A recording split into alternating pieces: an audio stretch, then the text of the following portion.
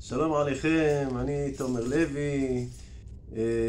זכיתי פה להתקרב לחברים, חברי ברסלב, בית כנסת בתל ציון.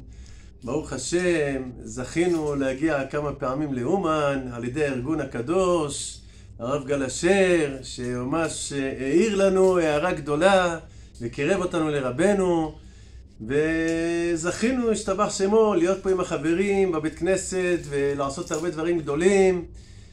והשתבח שמו, שנזכה בעזרת השם עוד להגיע לרבנו בנסיעות הקדושות ולהיות שותפים בדברים הגדולים האלה שהרב גל אשר עושה עם כל החברים, כל החברים של ברסלב.